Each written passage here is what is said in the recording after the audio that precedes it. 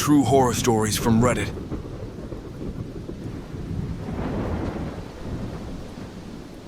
If you hear the ice cream truck at night, do not go outside. We'd all heard the urban legends, heeded the warnings, followed the rules to a T. Well, most of us, that is.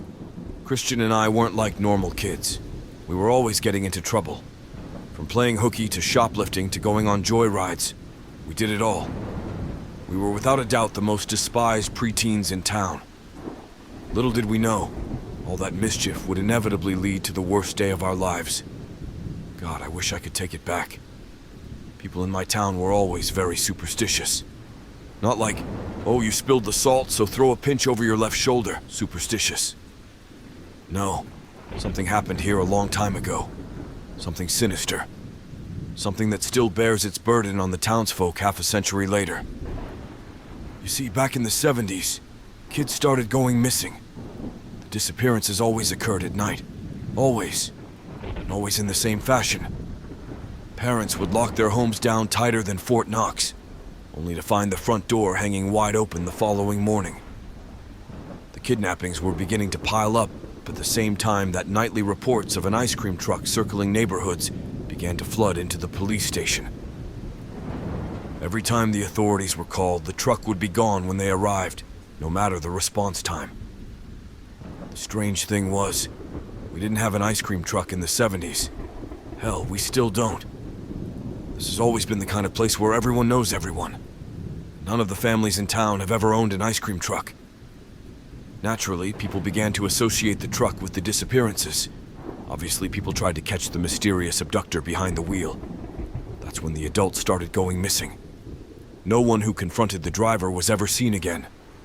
The fear was beginning to reach a boiling point. People panicked. Families with children started packing their things. Even some people without families at all were looking at relocating. And then, just when nearly half the population was about to split, it stopped.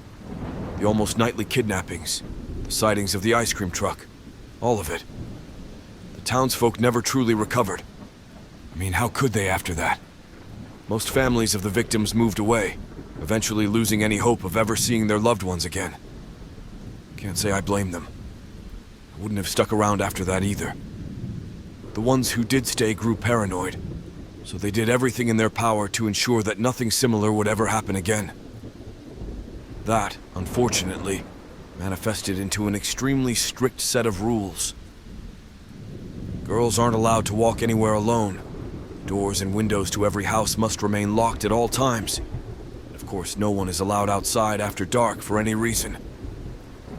The town shuts down well before sundown as a not-so-subtle reminder. Growing up, I always thought the stories were bullshit. I thought it was just another lazy excuse for parents to keep a close eye on their children, to prevent us from causing mayhem. I should have listened.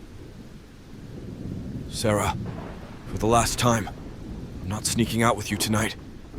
You know the rules, Christian whispered, tapping the eraser on his pencil against his notebook absent-mindedly. Come on.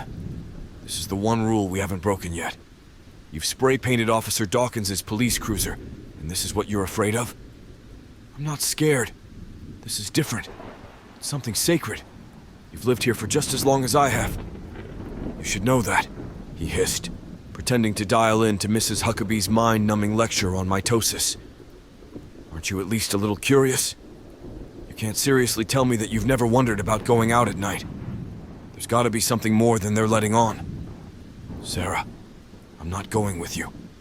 If you want to risk your life by going out after dark, go right ahead. But leave me out of it, Christian said with a stern finality in his tone. I'd never seen him so serious about anything before, and that frightened me. We muddled through the remainder of the class in silence. Christian gave me the cold shoulder all day. I was beginning to wonder if I'd overstepped. I'll give it some time to blow over. I had just finished cramming my textbooks into my locker when Christian approached me. I jumped, nearly dropping my backpack. I hadn't expected to see him again that day. What's up, dude? Thought you were gonna make me walk home alone. He locked eyes with me, sending a chill creeping up my spine. A bitter determination was scrawled across his visage. I'll go with you. I was taken aback. He'd been so adamant earlier. It changed. Are you sure? I mean, I don't want you to go if you're not comfortable with it. I'm sure. I have to know, he said, averting his gaze. Okay. We'll meet at your house at midnight. Sound good? Yeah. Christian sheepishly glanced up at me. And you didn't seriously think I'd let you walk home by yourself, did you? I giggled, flashing him a grin. No, I guess I didn't. Christian was seemingly back to his old self on the way home from school. I listened intently as he babbled on about his latest revenge scheme. He was planning on setting off a fart bomb in Becky Nelson's locker for snitching on him. I didn't care if I was being suckered into another one of his devious pranks. I was just happy that things were back to normal between us. I'm going to make that bitch pay, Christian hissed, smashing his fist into his palm. Can't wait to see the look on her ugly ass face. Anyway, I'll see you tonight, I said as I trudged up my driveway. You bet. We waved goodbye to each other, and I watched as Christian continued down the sidewalk. Midnight couldn't come quickly enough. I giddily awaited nightfall. I felt as though my heart would burst from my chest at any given moment. My adrenaline always spiked before one of our little misadventures. I was watching the time like a hawk. My parents had already turned in for the night, so I was left to my own devices. That was a dangerous game. My eyes were glued to the numbers on my phone screen. 11:58 p.m. It was so close, and that's when I heard it. Clunk. Something hard pelted my window. My eyes grew wide and a smile inched across my lips as I raced to the source. Christian was standing outside, his arm cocked like a quarterback. Oh, there you are. Hey, he said, dropping the rock in his hand. Dude, you scared the shit out of me. Weren't we supposed to meet at your place? Why didn't you just text me like a normal person? Sorry, I got restless, he muttered, staring at his feet. My parents took my phone last week, remember? Oh yeah. Not sure how I forgot. Coming down, I said, cautiously climbing out and steadying myself on the stepladder that I'd strategically placed below my window. I hopped down from the last step, landing in the grass with a soft thump. Ready? I asked, eager to set off. Yeah, let's go, Christian said, taking my hand. I blushed and he quickly recoiled. Even in the dim yellow light provided by the street lamps, I could tell that his face was bright red. I'm sorry, I didn't mean to do that. I just want to get going is all. No, you're good. I get it. There was a long, awkward pause before Christian spoke up. So, where are we going? I don't know. I hadn't thought this far ahead. Where do you want to go? How about the park? It'd be kind of fun with no kids around. The park it is. Lead the way, I said, dramatically extending my arm. A big goofy grin plastered itself on Christian's face as he willingly obliged. We walked in silence, drinking in the scene around us. We passed by dozens of houses, their looming presence lending an unsettling air to the stillness of the night. The faint light cast an eerie glow that glinted off their windows, making my blood run cold. Another strange thing I noticed was that it was deathly quiet. The only sounds we heard were our own light footfalls against the pavement and the blood rushing in our ears. There were no noises from creatures of the night, no bugs, no frogs, nothing. We couldn't even hear any crickets chirping, and that sent a chill down my spine. I was sweating bullets by the time we arrived at the playground. Christian looked unfazed, but I highly suspected that he was putting on a front. Don't get me wrong, Christian was one tough cookie, but truth be told, I was the braver of the two of us. Usually, if I was feeling on edge, he'd be 10 times worse off. We plopped down on adjacent swings. I cringed as the rusted metal swing set creaked and groaned under our weight. Even though we were alone, I couldn't shake the feeling that we were being watched. Something sinister knew we were there. I shuddered at the thought that something evil might be lurking in the darkness, waiting for the perfect moment to strike. I told myself that I was freaking out over nothing, but I couldn't stop intermittently peeking into the shadow-veiled trees behind us. I was seriously beginning to regret leaving the safety of my home. So, Sarah, is it just me? Or is this place, this town, does it feel like there's a presence? You know, like we're not the only ones out here? He kept his voice hushed, like he was afraid that someone else would hear him. Yeah, I feel it too. It's really creepy, I said, sensing the oppressive weight of that feeling slightly lift from my shoulders. It was nice to know that Christian felt it too. Christian stared into the mulch at our feet. He looked lost in thought, as if his body was there, but his mind was in some far-off dimension. You know, I wasn't originally planning to come with you. There's a reason that I chose to come out tonight. He sighed, a weary ambition written across his features. There was something he was hiding from me, but I could sense that he was slowly mustering up the courage to tell me what it was. So, I know you've heard all the stories about the ice cream truck that went around abducting kids in the 70s. And I know that you think it's all a pile of steaming horseshit, but it's not. He paused, searching my face for a reaction. How can you be so sure? We weren't alive back then, so... My uncle was one of the children who were kidnapped. My heart plummeted into my gut, not only for the fact that Christian was related to someone who was taken, but that the stories were... true. Christian, I'm so sorry. I didn't know. It's okay, he said, interrupting me again. He was 3 when it happened. It's been decades, but I don't think Dad ever really forgave himself. He was only 5 at the time, but he feels like he should have done more. He won't tell me that, but I know. I can see it in his eyes. It still tears him up even now. A tear began to trickle down Christian's cheek, but he quickly swiped it away. I know it's stupid of me, but I just had to know if it was true. If that thing was still around. I was honestly sort of hoping that it would be. I know that I don't stand much of a chance at killing whoever's behind it, but this might help a bit, right? He cracked a smile and flashed a sharp black switchblade. Yeah, I think that would help your chances a bit, I chuckled. You know I wouldn't let you fight alone either. Hate to burst your bubble, though. I don't think we'll run into that thing tonight. Yeah, you're probably right, Christian said, standing from his swing. Let's go home. Works for me. I've seen enough. I joined him and we began to make our way back towards our houses. We'd only made it to the street when I heard it. A jingle. The sound sliced through the silence like a rusty knife. It was slow, melodic, but something about it was... wrong. Christian and I glanced at each other, eyes wide as saucers. My heart thumped furiously against my chest as it grew closer. It blared the tune of London Bridge is Falling Down, intertwined with the sound of a jack-in-the-box cranking up, sending waves of panic rippling through me at every interval. And then, it slowly rolled into view. A white truck rounded the corner to the street we were standing on. A comically large pink ice cream cone was perched atop it, facing the sky like a rocket ready for liftoff. The windows were tinted to the point that I couldn't see who, or what, was behind the wheel. I wanted to run, to scream, to hide, anything. But I was paralyzed with fear. The truck crept closer and closer. Dread seeped into my bones.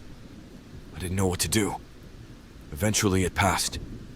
I gawked at it, drinking all the different selections pasted on the side. And then it stopped, directly in front of us.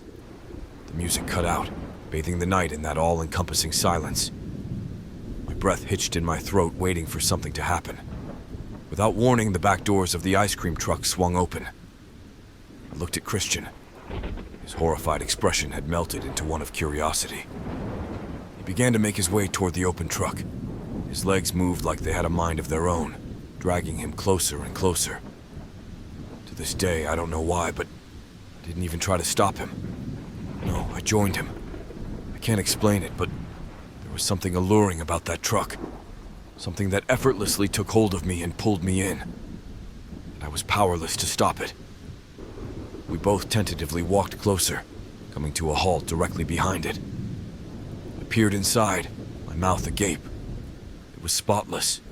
Sparkling white interior with rows upon rows of freezers shined inside. It boasted every flavor of ice cream you could imagine. At that moment, I wanted nothing more than to step into the back of that truck and try every variety of ice cream it had to offer. Nothing bad would happen. It was just an ice cream truck, after all. Christian stepped in before I could react. He turned back to me, outstretching a hand to hoist me up. I didn't even have a chance to take it. The door suddenly slammed shut, locking Christian inside.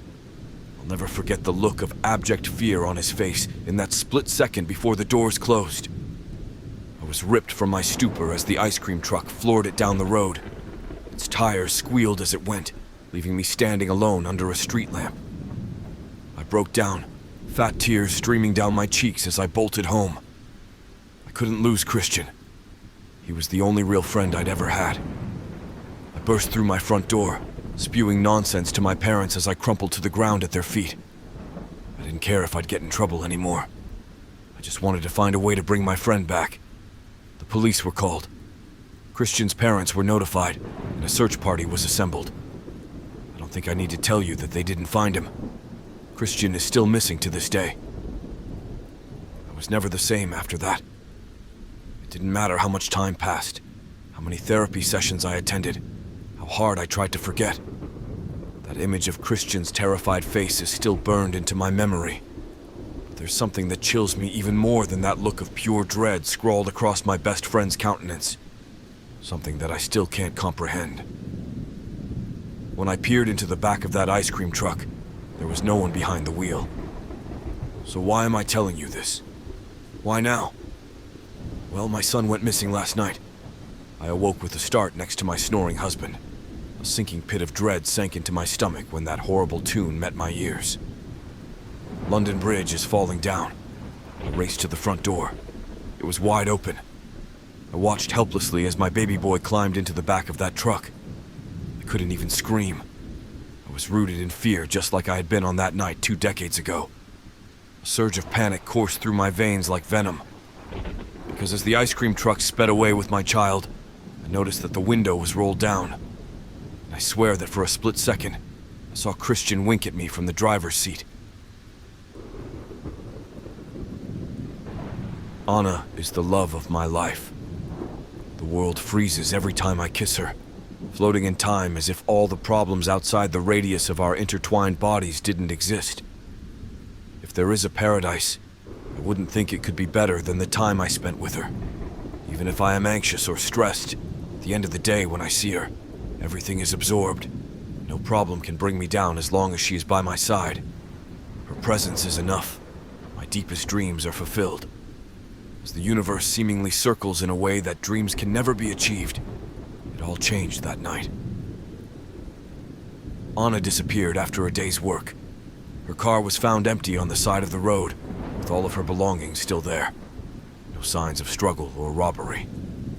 I notified the police immediately, who searched the forest in the small town where we lived, in vain. After the police gave up, I tried to find her on my own, walking daily in the forest, looking for any sign of what happened to her. My despair and sadness increased as my hope vanished. With all my efforts being futile, I gave up after a few months. My mental state crumbled. I got deeply depressed. During the day I worked, at night I drank alone at home. I no longer hanged out with my friends. I just sat in the living room looking at the door, fantasizing that one day it would open, and Anna would be there, with her warm and contagious smile. 2 years later, the police having long since ceased the search, the impossible happened. The night was lost in the usual routine, me on the couch, beer in hand, staring into space. Light knocks echoed through the house. Someone was at the door. I got startled. Everyone had already given up visiting me, tired of being ignored. After all, the attempts from my friends to cheer me up always worsened my mood. So, after such failures, I isolated myself, always saying no to leaving my residence for something other than going to work. Due to all this, I imagined that I had dozed off and dreamed about the knocks. A few seconds later, the knocking repeated, so I went to the door, unlocking it. Like my happiest dreams, there she was, hair shorter than the day she disappeared, but otherwise exactly the same. Anna, the love of my life. "May I come in?" the delicate voice asked. I froze, unable to decipher the situation, flooded with a mixture of surprise, apprehension, and euphoria. "Marco, hey, are you really going to ignore me?" I came back to my senses and answered her. "Sorry, of course you can come in. The house is yours too." She sat on the sofa, a discreet smile populating her face, alternating glances at me and the floor, as if she was embarrassed to stare for too long. I looked perplexed at the ghost in front of me, containing my hopes a little, even with the concrete figure of my dreams breathing the same air as me again. I unintentionally came across as a little rude next. "Where were you?" "Always straight to the point, huh? Can't complain. This is one of the things that made me fall in love with you." She paused for a few seconds and stared at the floor, in a gesture of concentration to remember what had happened. "Well, I was returning from work when I saw a person standing in the middle of the forest. I slowed the car down and rolled down the window. The man was screaming for help, looking desperate. I stopped the car and went to him. Then I don't remember anything else. Today I woke up in the same place where I lost my consciousness, and I walked here. I don't know how much time has passed, but by your beard it must have been at least a month." I sat by her side, holding those two delicate hands, which disappeared in mine, and faced her with a serious expression. "Anna, I know this is not easy to hear, but you disappeared for 2 years." She remained silent, seeming to understand. I didn't say anything else. Maybe she erased what happened in the last 2 years because of the trauma. She was probably kidnapped and gone through a lot. If she's ready someday, she knows she can trust me to talk about everything. I took the whole week off work and rekindled the lost happiness. It was like she'd never left, interacting as we've always done for the past 14 years, with that connection written in the stars since our teens. On Friday, I called some friends over to my house. Couldn't wait to share the good news. Strangely though, when they arrived, she was gone. I searched the entire house, no sign of Anna. After a few beers, my friends left. A few minutes later, Anna appeared in front of me with an angry expression. "Why didn't you tell me that you would invite people?" "I wanted to surprise you. They miss you too." "I don't like surprises. Talk to me next time." She went to the bedroom and slammed the door. I slept on the couch that night. In the following week, I went back to work. On the way home, with a new curiosity rooted in my brain, I started to observe the forest while driving. The answer to what had happened to Anna was in the middle of that green immensity. One day, looking to the trees as I drove slowly, I saw a man staring at the road. I pulled over and rolled down the car window. "Hello? Are you lost?" The man immediately turned away from me and ran into the middle of the forest. As soon as I got home, I described the anomalous scenario to Anna. After all, there was no house near that inhospitable region, and there was nothing to do there. "Honey, in the same place where you disappeared, I saw a person standing still. Could be the kidnapper or some accomplice of his. We should tell the police." "No!" She seemed bothered for the second time since she had returned. "Don't go into the forest. The important thing is that I came back. There's no need to dig up the past. Promise me you'll never go in there. It's dangerous." But I couldn't argue. Anna left me talking to myself. Obviously, I found her speech strange.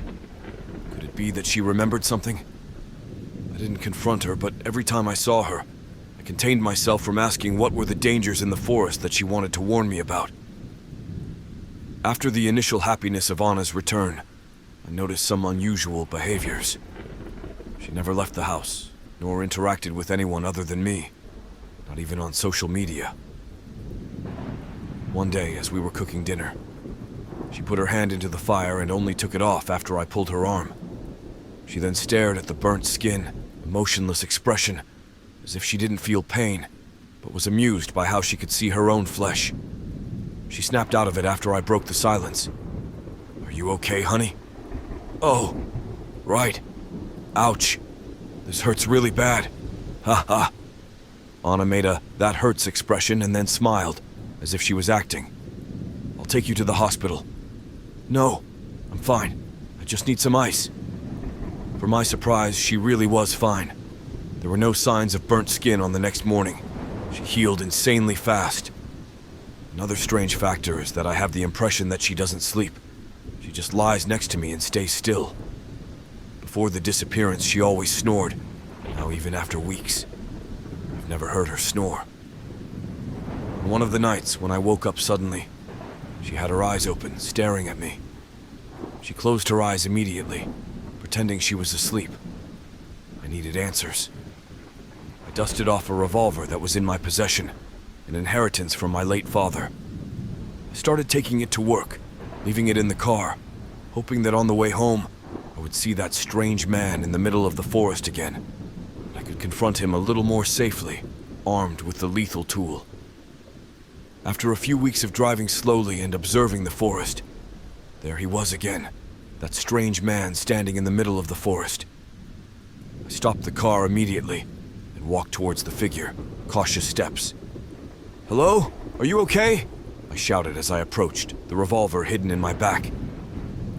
The sighting became clearer as the distance shortened. He was a tall, middle-aged man with shaved hair. The peculiarity was in his expression. Despair and extreme sadness inhabited that static, unblinking face.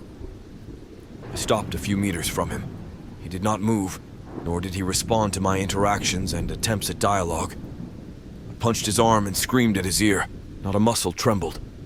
Suddenly, he ran off into the trees. I went after him. It wasn't easy to chase him in the dense forest, but with my hunger for answers, I got up immediately whenever I tripped over logs and stones and ignored the tears in my skin caused by the tangles and branches. After a long journey, the man crossed some dense bushes, seeming to go underground. I stopped for a moment, my lungs complaining from straining beyond their usual capacity. After recovering, I continued to follow him, crossing the dense bush and discovering a cave. The beginning was rough and tortuous, as expected in such an environment. After walking a few dozen meters, I came across a dead end. The man I was following couldn't have just vanished into thin air, so I surveyed my surroundings, illuminating with my cell phone. Underneath a rock, there was a button. I pressed it, and an opening in the wall occurred, revealing a laboratory. The mostly white environment contained various research paraphernalia around it. It was incredibly spacious considering the location. On one of the tables, an image gave me chills. With his chest open, a deformed man lay there, his organs in containers on the table beside him. I flinched as I heard an angry voice echoing from behind one of the doors. "I give up. This fucker runs aimlessly out of nowhere. As soon as I finish analyzing this one, I'll cut open that son of a bitch. There is no hope for him." I hid behind one of the counters when I noticed him approaching. It was a man in a lab coat, hair already white. I got up and pointed the gun at him. "Who is that person at the table?" He raised his hands in a sign of complicity. "I didn't murder anyone, if that's what you're thinking. The specimen was created in the laboratory. It died after a few days. There was a malformation of the brain. I'm just studying the errors in its creation." I shook my head, still trying to digest what he'd said. My conclusion was that it didn't matter if that was true or not. I wouldn't trust that man. Something very wrong was happening, and it was probably related to Anna's disappearance, and her coming back all weird. I pointed the gun at the door he emerged from. "That door. Open it." "Sir, this is a private laboratory. You are trespassing. I will ask you to leave." "Open this fucking door. I'm running out of patience." He unlocked the door. Behind it, 3 cells. In one of them, the man I had followed was staring at the wall, not moving. Sitting on the bed, a man identical to him. In the other cell, I shivered with what I saw, almost dropping the gun with the ease that ran through my body. She was there, her hair completely shaved, otherwise identical to the day she disappeared. The love of my life, Anna. She melted into tears as soon as she saw me. I ordered the scientist to open the cell and hugged her, confusion and happiness conflicting in my brain. Anna told me that she had been trapped there the whole time, and despite the fact that they had drugged her a few times and performed experiments, that she had no idea of what they did because she was anesthetized. She had been treated well during the period. The scientist, upon seeing the scene, interacted with me. The clone. She's with you, isn't she? Clone? She is my masterpiece, the next human evolution. I created something better than divine creation. You need to give her back. We can pay you millions in compensation. I'm not giving anything back. She is not yours. She was born here. I raised her. Let me call my boss. You can take your wife, but return the specimen, you will get rich. No. What do you think the creature that is living with you will do when the original one returns? She will kill your Anna to try to steal her life, or maybe even kill you both. It is very dangerous to keep her with you. Bring her back. She was born in this laboratory and is alive for less than a year. It is an unstable and dangerous creation. I thought for a while. Besides all the strangeness, the woman at my house definitely had the same memories of my wife. She could remember things about the day we met, or the day we got married.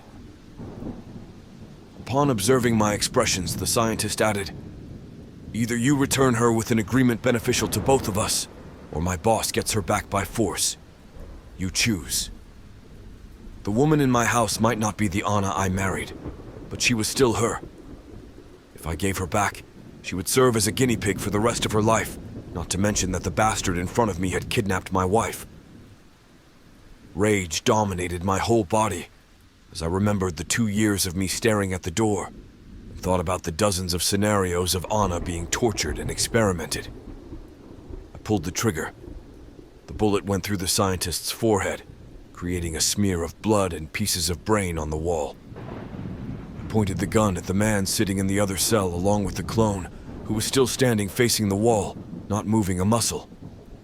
They kidnapped me too. Let me go, please. If I let you live, they will know. They will come after me. I'll hide.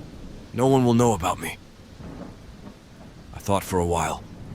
Even if the man hid, he could still be captured and tell about me. I looked at Anna and made the decision based on her expression as my rage disappeared staring at those brown eyes. I couldn't kill that innocent man. What was I thinking? So I released him, who asked me to lend him the gun. I declined, obviously. He walked into the lab, came back with a scalpel, and stabbed his clone, who didn't flinch or blink as he was struck, as if he didn't feel pain or emotions. I'm doing him a favor, believe me. This is mercy. I looked at Anna, apprehensive about what he had done, but she reaffirmed that the man was trustworthy. She must know, after all, they must have been each other's only company during those 2 years. Upon getting home, Anna's clone looked at my wife with terror on her face, probably thinking that I had made some kind of deal with the scientist. I calmed her, but the awkwardness was only lessened after a lot of conversation. I found out about how Anna's clone had escaped. The scientist took his creations outside, studying how they interacted in an outdoor environment. The clone I followed must have run away in one of those tests. The second Anna is living with us as if she were a sister of the family, despite the fact that I know that she has all the memories of Anna. And well, that time where I was alone with her, thinking that she was my wife. It was strange that both were being called Anna. Call me Diana. I think it's a nice inside joke, plus it's a name I like. This all happened last month. It's been hard to sleep, I'm afraid, and anxious. I expect that, at any moment, some billionaire's henchman or some government task force will show up at my house and kill everyone. So far, I guess I got lucky. No one came looking for her yet. I fear that maybe I doomed myself. I don't think I'll go to the police either. I think it would only make everything worse. Anger whoever was the owner of that lab. Now I understand why the scientist called the clone a masterpiece. She needs to sleep and eat a lot less than a normal human. These last few days, Diana is wandering around the house a lot more. Some days she goes to the yard and stares at us through the window. When I confronted her, she said that she was bored and wondering how normal humans sleep, finding it funny how we lose 1/3 of our day just lying there, defenseless. Diana is staring at me as I'm writing this, smiling in a robotic way, as if she knows that I'm telling our story. I asked her if she wants me to put something else for us to watch on the TV as we are all sitting on the couch, but she said that she's fine, that she just likes to look at me. I hope that I made the right choices. I live up in Monroeville, Pennsylvania. For those who don't know, it's a historical site when it comes to horror movies, being that it has the mall where they recorded the original Dawn of the Dead back in 1977. The town itself isn't that different from any other, but the type of people we occasionally get passing through can certainly be interesting. There's the occasional tourist group, horror convention, and several Romero tributes. All I'm saying is that we're pretty used to seeing weird stuff around here. Not like every day, but more often than I'd like to admit. So when I first saw a flyer for something called the Traveling Graveyard, I didn't give it a second thought. However, it happened to be taped to a wall just outside of the Indian restaurant where I waited in line for my Friday night tikka masala, so I gave it a look. It took me a few seconds to even realize what it said. It was such a strange collection of words, like raspberry shoes, hug missile, or bright black. I had to look closer, kinda like you did when you clicked this. I took a picture of the flyer, got my order, and made it back to my car. I could tell it was gonna rain. I spent some time checking the picture in my car, zooming in on the details I might have missed. The flyer had a simple vector graphic style picture of a tombstone with an elderly couple standing behind it. They were leaning against one another, smiling and looking straight forward. At first it looked fine, but once I zoomed in, I noticed little discrepancies. For example, they had too many teeth. I could count several rows of them. Another was that the woman in the picture, who at first looked like she was leaning on her husband, was actually grabbing him by the neck. The Traveling Graveyard, it said, with coming this Friday to Monroeville, printed in small letters underneath. There was an address and a bunch of company logos at the bottom. Honestly, I didn't recognize any of them, but it looked legit, like some kind of sponsored event. I figured it might be a movie premiere, given the town's history. Lucky for me, the address was on my way home. I could swing by and just catch a glimpse. I hadn't heard of any big projects being filmed in the area, but sometimes those things can fly under the radar. Then again, it could be a club, or some kind of opening event. There was no way to tell. I sent the picture of the flyer to my buddy Henry, who immediately called me up as I pulled out of the parking lot. The guy lives for horror stuff. "What the hell is it?" he spurted out, not even saying hello. "No idea. Checking it out on my way back. I'll meet you there." "You don't have a car?" "I'll bike." He hung up before I got the chance to ask him about it. I had no idea he even knew how to ride a bike. I made my way to the address. The road was mostly gravel, leading through a small forest passage just outside of town. Still pretty central. I could see the lights in the distance. I heard something up ahead and noticed that I wasn't the first car to arrive. And there it was, just around the bend. The Traveling Graveyard. The place used to be a field for dog agility competitions, but I hadn't seen any arranged for quite some time. Now it was a graveyard. At least 4 dozen tombstones, all neatly arranged. Black cast iron fence surrounding the area, and an honest-to-God church waiting at the end of a long dirt path. No haunted house Halloween decor, just an actual graveyard that had sprung out of seemingly nowhere. Some cars came, others went. When the crowd settled, I counted 9 other people who were curious enough to stick around. They'd stepped out of their cars to take pictures and chat. Some thought it was a kind of promotional thing. Others were convinced it was a movie set. When Henry finally arrived, he was practically blue in the face. I stood there leaning against the hood of my car, having my tikka masala, and it took him a solid 3 minutes before he could even talk. When he finally did, he almost threw the bike in a trench. Old thing. Nothing short of a miracle that the chain hadn't rusted shut or broke on the way here. You're driving me back," he wheezed. I just nodded, my mouth full of chickeny goodness. I pointed down the road towards the church. "Hell of a set," Henry grinned. "What you think? Lionsgate? Universal? Whoa. What? The production money, man. Movie magic. This is, big time. Which one you think it is? I couldn't answer. Henry seemed convinced already, but I wasn't so sure. If this was a movie set, why would it have that genuine graveyard smell? The soggy grass, the fresh dirt. You can't put that on screen. I finished up my Friday dinner and joined Henry inside the gates. There was a couple ahead of us who were the first to go through. I could tell they had to make an effort to get in. The gate wasn't just a prop. It was solid iron. Henry just oohed and awed, not paying too much attention to the details. For example, there were no names on the tombstones. They looked real, though. We followed the others inside, walking all the way up to the church. It was a strange building, much smaller than a modern church. Couldn't imagine it being 2 pews wide. It was tall, though, and had a looming bell tower. I looked up to see if I could spot anyone up there, but it was getting too dark. The gathering rain clouds weren't helping. Henry elbowed me, pointing at the church. A little help? They were pulling the doors open. It took 3 of us to do it. Good thing we did, as the first drops of rain just started poking at us. We all gathered, expecting some kind of event manager to reward us for our curiosity. Maybe some movie swag or something. But as those doors swung open, there was nothing. Not a soul.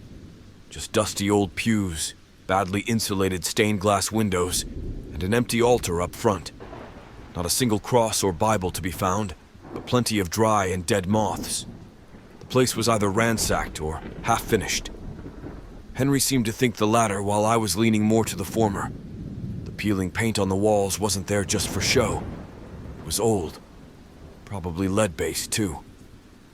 This is the Nun kind of shit, Henry whispered reverently. Holy sh... This might be a preview screening. Henry, I know you like the fucking view up there, but pull your head out of your ass, I snapped back. This is not a fucking movie set. Like hell it ain't, he chuckled. Look, see? Plastic flowers. He picked up a flower from under a pew, only to realize that it wasn't plastic. It was dried. A strange, dry, tinted sunflower. The rain was picking up outside. Some of the others turned around to go back, but most of us stuck around to explore the church. We were already invested, and this trip had to mean something. Pennsylvanians aren't about to waste their Friday night just because someone decided to drag them out into nowhere. If anything, they'd be leaving with the communion wine and calling it a good one. I wasn't all too convinced, though. Some of it just looked a bit too real. Checking the pews, I could see little scratched-out letters and numbers. There were a lot of years marked, but none of them seemed to date past 1890. There was also a whole slew of names hastily scrawled on the walls, possibly by children, judging by the height and legibility. At least a dozen names. Boys and girls, no surnames. I stepped back out into the rain and called my buddy Luke. Reception was a bit spotty, but the call got through. Yeah, he answered, trying to speak through the static. Hey, can you look something up for me? What?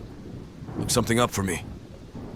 It took me 3 tries to explain to him that I wanted some info on the traveling graveyard event. Maybe we'd seen the wrong date, or there was some kind of misprint. This was clearly the right place, but it didn't seem like the right time. Luke said he'd look it up and call me right back. I stayed outside for a while, huddling under the roof. I looked down the path leading up to the church to see if the others had already made it out. I figured they had, since I couldn't see them anywhere. Then again, their cars were still parked outside. And another thing, the gate was closed. We'd left it open. Why would they close it? I had this sinking feeling that I was missing something obvious, but I couldn't put my finger on what. Like that feeling when you leave home, convinced that you're forgetting something important.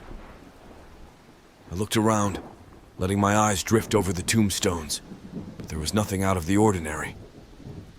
Then again, the rain was making it all harder to see. Henry joined me just as Luke called me back. I kept getting disconnected the moment I pushed to accept the call. It got dropped over and over 3 times in quick succession. On the fourth, a weak signal came through. I could barely make out what Luke was saying. There was so much interference that most of it came out sounding like he was stuck in a microwave. A few words pushed through, mostly asking things like, "What the fuck?" and "What are you talking about?" It didn't take a genius to get that he had no idea what we were talking about, and that this event was unheard of. I tried yelling the address back at him, if he wanted to check it out himself. I spelled it out over and over, but he just couldn't hear me. Finally, as the fourth call disconnected, I texted him instead. I was surprised to see that it went through. Henry just sneered at me. "I don't like that look," he said. "What's going on?" "Where did the others go?" I asked, brushing some rain out of my hair. "What? What others?" The guys who left. There was like 4 or 5 of them. "Oh, they went out back, I think." Henry took me back inside, pointing to one of the stained glass windows. He was right. I could see a bunch of people walking back and forth between the graves. There was only one problem. There were 7 of them, not 4 or 5. Henry counted them with me, and the other remaining people in the church stepped up alongside us. We could barely make the others out in the rain, but it was clear that there were a few too many. "Maybe more came by," someone whispered. "Maybe they're the event people." "Can't see more cars," someone responded. "Were they always there? Did we check?"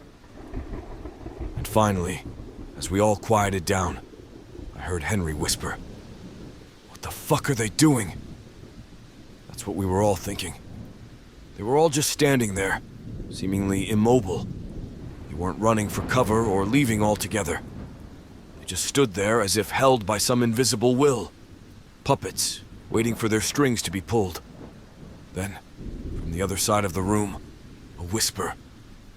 "There are more on this side." At least 8, possibly more further in. No idea where they came from, or what they were doing. If anything, they looked more like statues than people.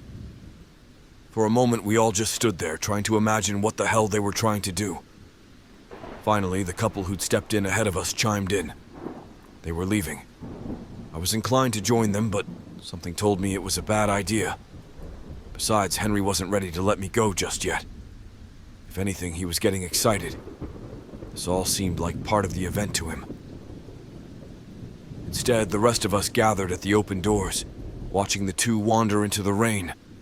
Only me, Henry, and this 16-year-old looking kid remained indoors. Once they got halfway, they turned to us and screamed. It was so damn fast. They came from both sides of the building, beelining straight for the two. 16 bodies in total, all drenched by the rain. I could make out some vague shapes, like a girl in a white dress and a tall man with a black suit. They weren't really running. It was more of a strange walk, like their entire body was on a swivel. They rolled their spines back and forth, having their necks bobbing back and forth. One of them fell over, smacking his head on an unmarked grave. The couple made a run for the gate, but it was too high to climb. They tried helping one another, one stepping into the other's hands, but it was too late. Some kind of instinct wanted me to run out there and help them, but I didn't. I just stood there, waiting to see what would happen. They grabbed the man first. He was still holding up his arms, trying to get his girlfriend over the iron fence. They lifted him off his feet in what looked like the most casual effort, and a second later, they threw him. Straight up. Like a balloon taking flight, he accelerated upwards, past the rain, the clouds, and into the sky. He kept tumbling back and forth, weightless and desperate. He flailed like a bird with a broken wing, but it was useless. I could hear him screaming as he went higher and higher and higher. His panicked screams faded into the rain. They only managed to grab the woman by her foot, but it was enough. It's as if she was put into a spin, her head and body drifting upwards as she grasped for the fence. It slipped by her fingers as her piercing death scream cut through my nerves like a hot knife. The higher she went, the more passive the crowd became. They slowed down, and the swivel of their bodies was stiffened into a statuesque, back-straightened stance. The three of us just stood there, not knowing what to do. I couldn't move. I wanted to slam the door shut, but I didn't know what would set them off. I didn't dare to look at Henry, or the kid. I barely managed to force air into my lungs. Henry's world had shattered. I could hear him muttering, "What the fuck," over and over and over.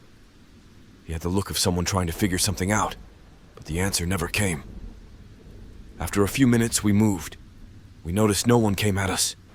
They seemed to have gone back into some kind of inactive state, and nothing seemed to rattle them. At one point, Henry almost laughed. The adrenaline must have gotten to him. "It's fine," he said. "We got this." Before I got the chance to say anything, he knocked on the door. Both me and the 16-year-old looked at him like he'd signed our death sentence. My heart leapt out of my chest, but nothing happened. He knocked, and they didn't even turn around. "Get your head straight," I whispered. "You're not just messing with your fucking life." Henry just smiled through his teeth, but I could see he was just as scared as I was. Pupils wide, short, shallow breaths. Hell, the 16-year-old was probably the only one of us actually paying real attention. She was short, with black hair, some kind of pixie cut, and had a nose ring. She kept looking back and forth, both between the two of us and at the crowd gathering outside. She tapped my shoulder, forcing me to make eye contact. "Help me with this." We started dragging one of the doors shut, but it was way too heavy. It'd been one thing pulling it open with dry dirt under our feet, but now with the rain it was getting downright difficult. It wasn't until Henry got out into the rain to push that we made some progress.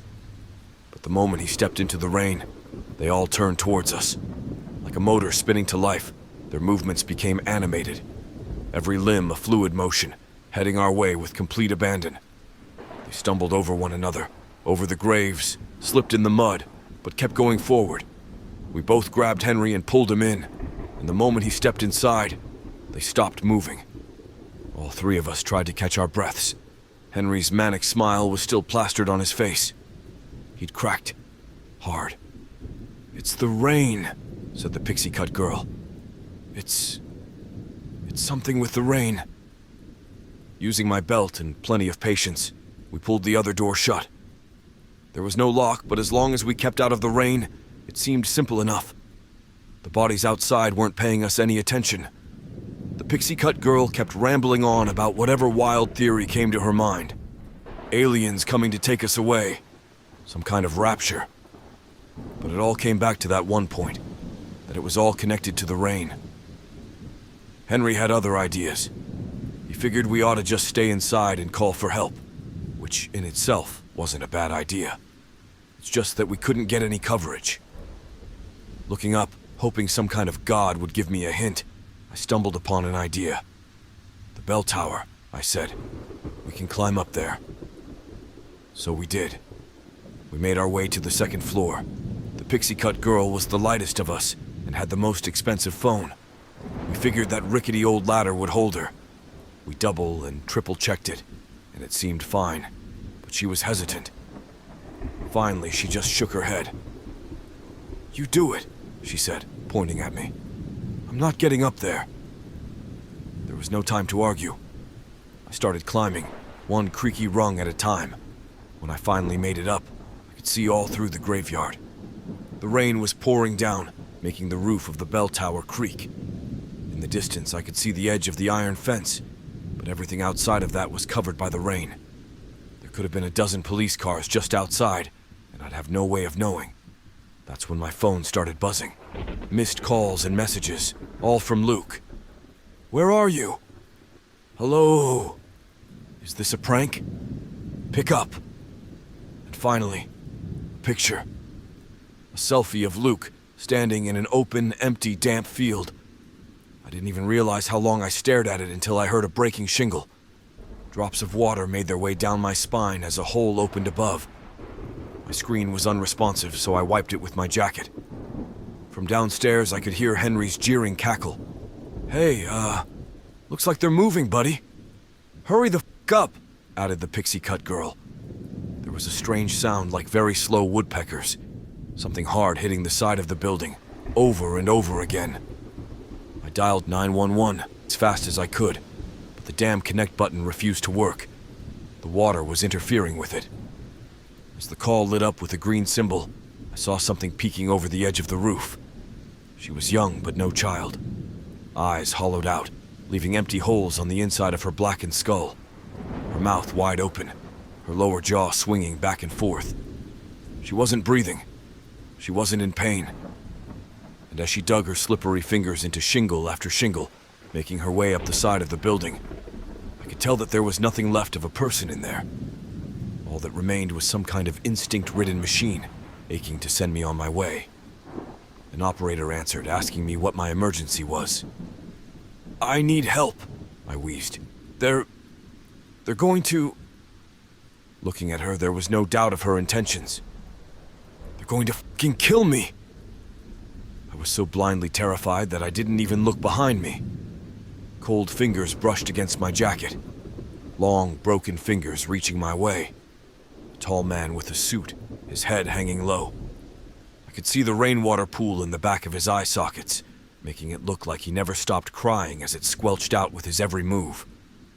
I recoiled, only to completely lose my balance. I sunk down halfway down the ladder and fell. I landed really bad, putting all the weight on my ankle. I could feel something snap, followed by a tremendous pulsing pain shooting all the way from my heel up my spine. My phone slipped out of my hands and slid across the floor. Henry just managed to catch it moments before it tumbled down to the first floor. He picked it up, yelling at the operator. "Hello? Hey, is anyone... Hello?" There was no response. I could barely get reception down there. In between my thumping heartbeats, I could hear the pounding fists go quiet above. A steady stream of water from above stained the carpet. Giving in to his intrusive thoughts, Henry chucked my phone all the way across the room, breaking one of the stained glass windows. In the aftermath, I did my best to support my, probably, broken ankle. We used our socks as a makeshift bandage, trying to it in place. It didn't help much, but it made it easier to jump on one foot. Still, every movement teased me with a tickle of pain, threatening to send shock waves throughout my body, tearing all the way up my spine. Finally, the three of us just sat there. I don't know for how long. Maybe an hour. Maybe two. The rain wasn't letting up. What the f*** do we do? I sighed. We can't do shit. We fucking fight them, nodded Henry. They're not that fast. Try that again, but without a fucking car for a brain. What? We can take them. I told you we got this. The pixie-cut girl just shook her head and stayed quiet. She was working on something. We were growing tired and sluggish. If we were to do something, now would be the time. Henry had found some kind of iron rod broken off from the second-floor railing. There was some weight to it, but he'd be insane to actually try to fight them with it. The pixie-cut girl had been staring straight ahead all night, tapping her foot. Then, finally, she spoke out. "I can make that fence," she said. "You got a car?" "Yeah," I nodded. "But you'll come back for us, right? I'll ram the gate. It's closed, but didn't seem locked." Henry shrugged his way into the conversation. "No way you'll make it," he said. "They're too close." I looked back at the broken window, then back at the pixie-cut girl. "We can draw them over." We put our plan to work. Henry and I knocked out some more glass from the window, allowing rain to trail in. We could immediately hear movement on the roof as we let the rain soak our skin. We held on, waiting for a clear sign. They started falling off the roof in droves. Thunk after thunk of meat just slapping into the dirt. Not a single gasp, twitch, or grunt. We counted the bodies. 11, 12, 13. I prepared to give her the signal. 14, 15. She had pushed the door ajar and was ready to go. 16. She burst into a sprint as we moved away from the window. Henry hurried to the front door, and I followed to the best of my ability. She was gunning for it, but there was a problem. There were far more than 16 out there. There was at least double. She kept going, weaving past them. As she finally reached the far side of the fence, she leapt up, putting her foot in the middle of the bar and kicking herself upward. In one swing, she flung her lower body over the fence. "Holy shit," murmured Henry. You think she's okay?" I nodded, as if to convince myself. "She'll make it." There was a beep in the distance, followed by an engine roaring to life. Moments later, the gate flung wide open. She drove straight ahead, aiming for the church. At least 8 of them toppled over, being flung left and right, smacking against the hood of the car. She'd almost made it halfway there when I heard this strange metallic groan. The car was slowing down and lifting. It was about 2 full feet off the ground when it started to wobble. The combined touch of all those things seemed to be able to send anything off, even a car. I saw the pixie cut girl trying to get her belt off, but the added movement just made the car topple over to the side. As it tipped over to the driver's side, I saw her struggle to climb out the passenger seat. The car started to lift again, this time reaching over 6 feet. Finally, the crowd let go of it, as it started slowly drifting upwards, with the pixie cut girl still in it. She was a full 10 feet off the ground when she finally got out. The rotational force flung her out, making her hang from the passenger side door in midair. Then, she slipped. We watched her slip into the crowd, screaming. And then, just like those before her, she started to drift into the rain clouds. Dozens of hands sent her on her way, holding their arms high, like a silent wave goodbye. Henry nodded at me. "All right then," he said. "I'm going for it." I didn't react in time. He bolted out the door, swinging wildly with his iron rod. He connected with one of them, tearing off an ear and a solid chunk of jaw. Still, that did little to stop them. Luckily for Henry, he was fast. Almost fast enough to make it. We just hadn't counted on the car coming back down. Whatever up there took it, didn't want it. The car came crashing down with a deafening crunch, taking both Henry and 2 of those things with it as it belly flopped into the mud. And then there was just me, my screams, and the rain. For hours, I just wandered back and forth on my own. I kept trying to make up a plan in my head, but all I ended up with was this sense of my stomach lifting into the air. That sucking kind of feeling you get when you fall. I had nothing to eat. I sure as hell wasn't going to drink the rain. In the end, I was left with only one choice. I had to try.